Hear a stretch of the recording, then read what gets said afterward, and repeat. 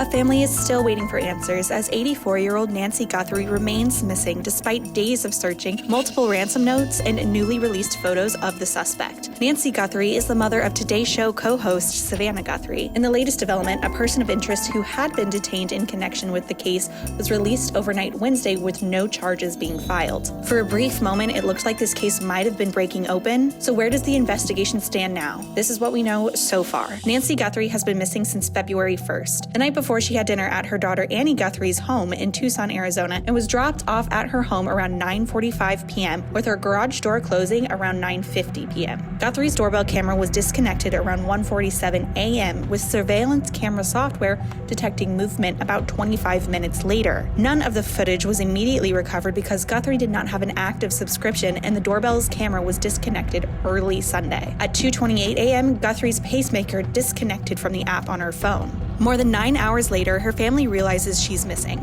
Guthrie usually watches a virtual church service with friends, but when she did not show up on Sunday, friends contacted her family. 911 was called at 12:03 p.m., with the Pima County Sheriff's Department arriving around 12:15 p.m. Law enforcement found blood on Guthrie's front porch, which was later confirmed as hers. At first, this looked like a missing persons case, but then it became clear that officials were looking at evidence that suggests she might have been taken. We saw some things at the home that were concerning to us.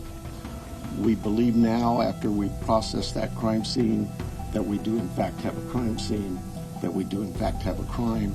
On the third day of her being reported missing, several media outlets reported receiving ransom letters that demanded millions of dollars in Bitcoin in return for Guthrie. By Wednesday evening, Guthrie's children, Savannah, Annie, and Cameron, posted an emotional video asking for their mother to come home. Mama, if you're listening, we need you to come home. We miss you.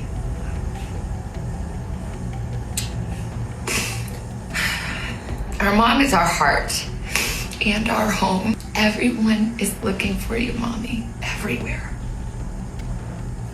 We will not rest.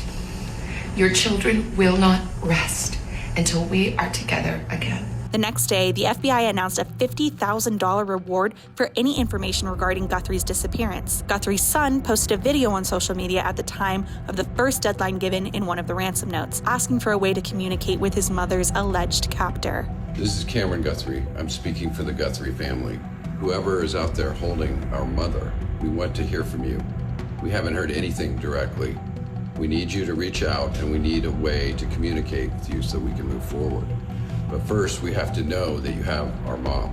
We want to talk to you, and we are waiting for contact. Another ransom note was sent to a local news station, KOLD, this time with no deadline, but it did include sensitive information. Guthrie's children again took to social media, marking 1 week of their mother's disappearance, telling her possible captor that they would pay for the return of their mother. We received your message, and we understand. We beg you now to return our mother to us so that we can celebrate with her. This is the only way we will have peace. This is very valuable to us, and we will pay. One of the ransom notes sent to local news station KGUN allegedly demanded $6 million and threatened Guthrie's life if the money was not paid by February 9th at 5 p.m. Hours before the deadline, Savannah posted another video to social media, now asking for the public's help. Hi there, everybody. I wanted to come on and just share a few thoughts as we enter into another week of this nightmare. I just want to say, first of all, thank you so much for all of the prayers and the love that we have felt, my sister and brother and I, and that our mom has felt. Because we believe that somehow, some way, she is feeling these prayers and that God is lifting her even in this moment and in this darkest place. We believe our mom is still out there. We need your help. Law enforcement is working tirelessly around the clock trying to bring her home, trying to find her. She was taken and we don't know where. And we need your help. So I'm coming on just to ask you, not just for your prayers, but no matter where you are, even if you're far from Tucson, if you see anything, if you hear anything, if there's anything at all that seems strange to you, that you report to law enforcement. We are at an hour of desperation, and we need your help.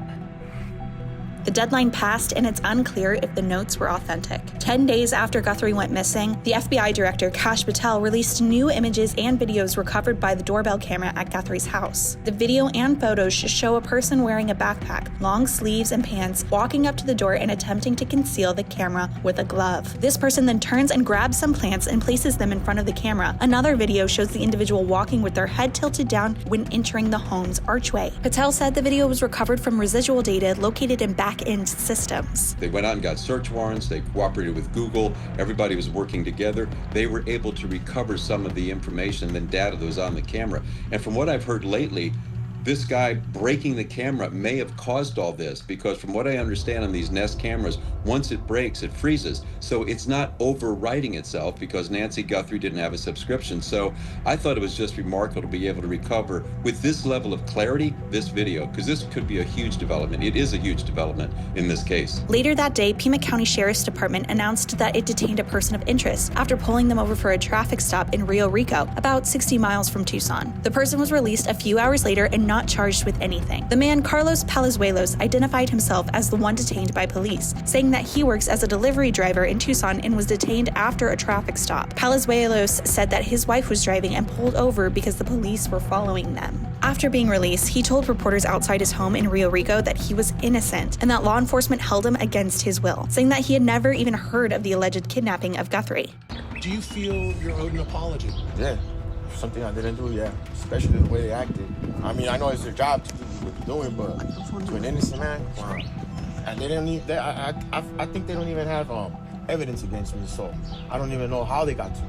Officials searched the vehicle and the home of the person of interest, with authorities saying the search of the property was over around 1 a.m. local time, with the investigation still ongoing with several hundred detectives and agents on the case. This was the first property that was searched so far that did not belong to Guthrie or her daughter Annie. While on Hannity, FBI Director Kash Patel said officials are looking into multiple persons of interest in the search for Guthrie. On the same day, a small amount of money was transferred to the Bitcoin wallet that was put in an initial ransom note, with the transaction being around $152. Authorities say the search is ongoing and active, with the FBI conducting a fresh search of Guthrie's neighborhood. For now, the focus remains on finding Nancy and providing answers to her family. If you have any information about Nancy Guthrie's disappearance, contact the FBI tip line at 1-800-CALL-FBI or visit tips.fbi.gov. The National News Desk will continue to follow this case closely and provide confirmed updates as they become available.